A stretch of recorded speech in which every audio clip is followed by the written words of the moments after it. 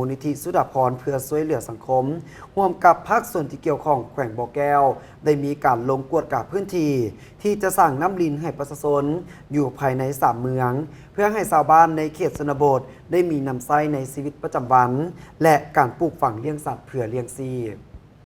อิงตามแนวทางนโยบายของภาครัฐบาลในด้านเวียกงานพัฒนาชนบทดังนั้นในมื้อวันที่23มีนาปี2025ที่ผ่านมา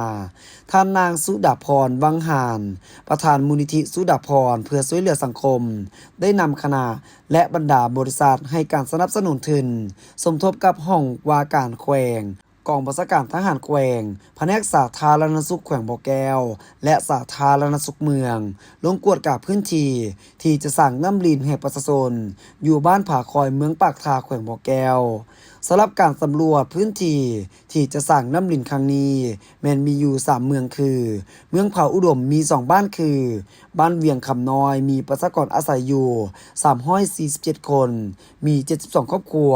ในนั้นครอบครัวที่ทุกข์ยาก27ครอบครัวผ่านมามีน้ำลินที่ก่อสร้างโดยทุนรัฐบาลปัจจุบันแม้ได้ไปเพแล้วส่วนบ้านมกขะเทิงมีประชากรอาศัยอยู่460คนมี93ครอบครัว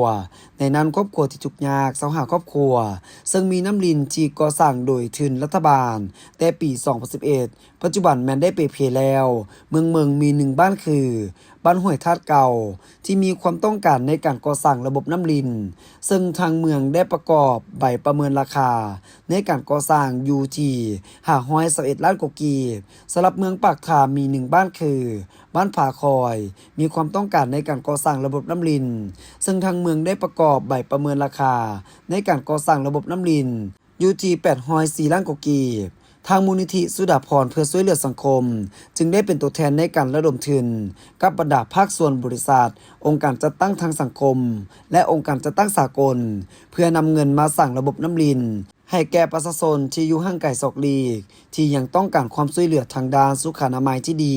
เพื่อให้ชีวิตการเป็นอยู่ของพ่อแม่ประชาชนในของเขตชนบทห่างไกลศอกลีกได้มีการพัฒนาที่ดีขึ้นและมีน้ำใช้ในชีวิตประจำวันเป็นต้นการปลูกฝังเลี้ยงสัตว์เพื่อเลี้ยงชีพภายหลังที่ลงกวดกับพื้นที่แล้วท่านนางสุดาภรณ์วังหารประธานมูลนิธิสุดาภรณ์เพื่อช่วยเหลือสังคมพร้อมด้วยคณะก็ได้เข้าพบปะทานท้องจันทร์มณีไซเจ้าแขวงบ่อแก้วเพื่อรายงานเกี่ยวกับการลงพื้นที่ครั้งนี้พร้อมทางปรึกษาหารือในการจัดตั้งปฏิบัติเวียกงานดังกล่าวให้บรรลุตามเป้าหมายที่วางไว้